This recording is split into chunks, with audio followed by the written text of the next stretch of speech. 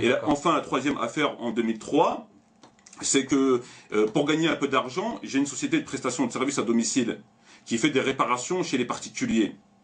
On a peut-être 10 clients par jour.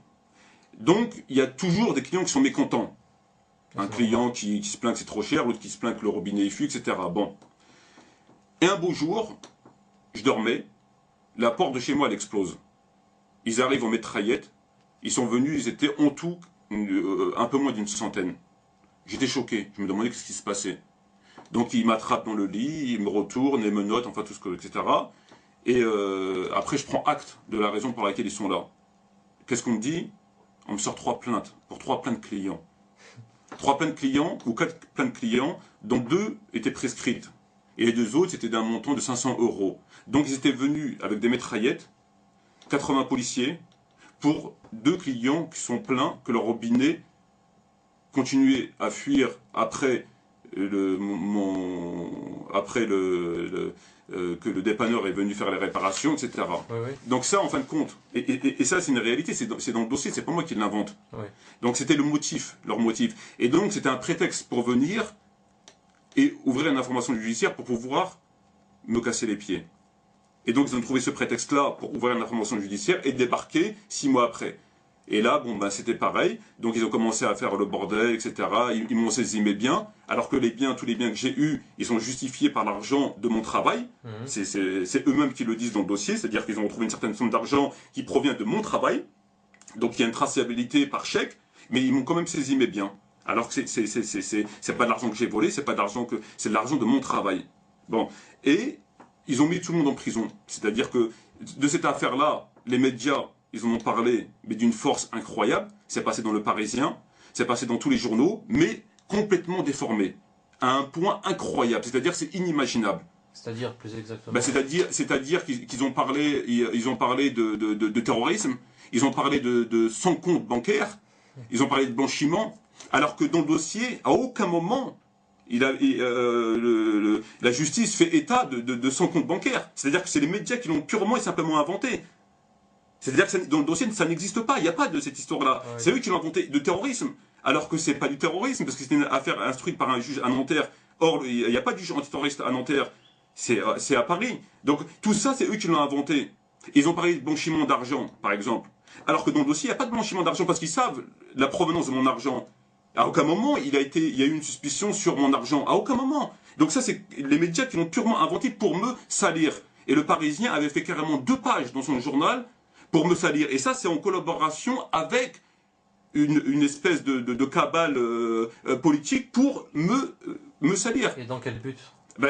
Et je termine. Et c'est passé dans le journal de TF1, par Poivre d'Arvor, sur la une, à l'ouverture du journal. Il en a parlé pendant 5 minutes. D'une affaire comme ça. Ouais. Le but, c'est que moi j'ai des activités religieuses. Or, un musulman, il a une certaine déontologie.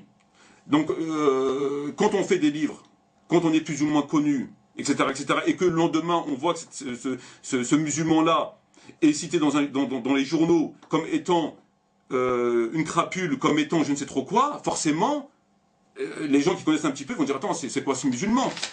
Donc c'est uniquement pour m'handicaper, pour me casser, pour me donner une image de mafieux, etc., et pour me ralentir dans mon activité, tout simplement. Comment on peut expliquer qu'une affaire comme ça, de 2 plaintes à 500 € déploie 100 policiers, en cassant les portes avec des mitraillettes? C'est inexplicable. Comment on peut expliquer que ça passe dans les journaux et est carrément déformé? Et la meilleure preuve que je peux donner sur cette affaire, que je dis la vérité, c'est que le juge à Nanterre, il avait mis sur le moment tout le monde en prison. Et c'est lui, ce même juge-là, 20 jours après, il a libéré tout le monde. De lui-même. Comment on peut expliquer qu'un juge d'instruction qui met tout le monde en prison, les libère tous 20 jours après? De lui-même. C'est parce que sur le moment, il ne savait pas ce qu'il en était, donc il est normal qu'il mette tout le monde en prison, vu etc. Et quand il a vu ce qu'il y avait dedans, il a dû flipper.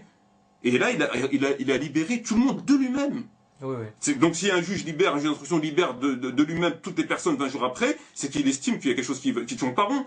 Et puis voilà. Ouais, c'est étonnant. C'est extrêmement étonnant. Ouais. Voilà. Donc c'est 3 affaires parmi tant d'autres.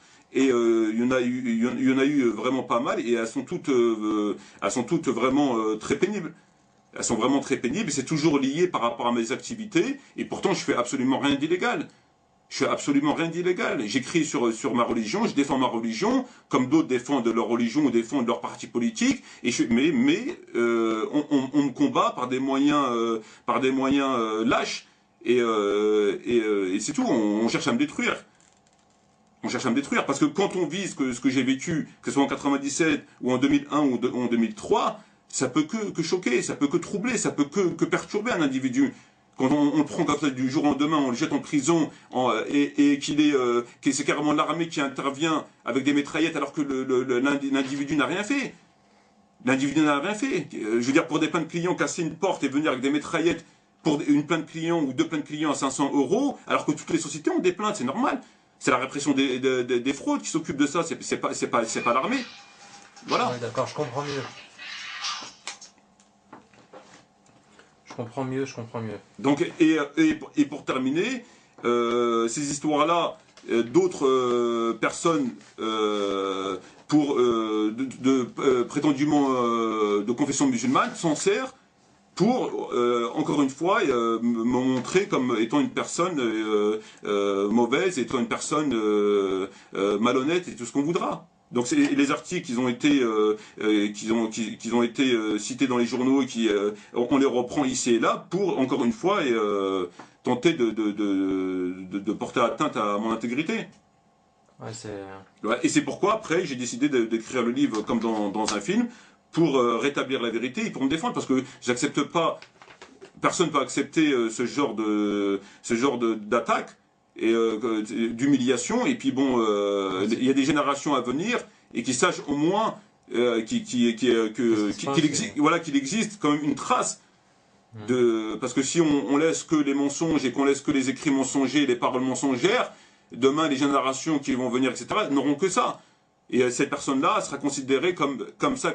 Donc pour moi, il est important, c'est uniquement pour défendre mon intégrité.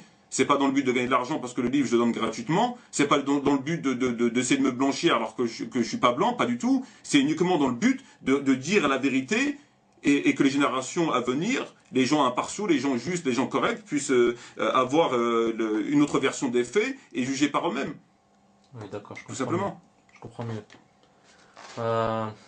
Encore une fois, merci, cher frère Ahmed Mati, et j'espère très sincèrement que tes mésaventures ouvriront les yeux non seulement à nos frères et sœurs, mais aussi au reste du monde, afin que chacun sache dans quel monde nous vivons.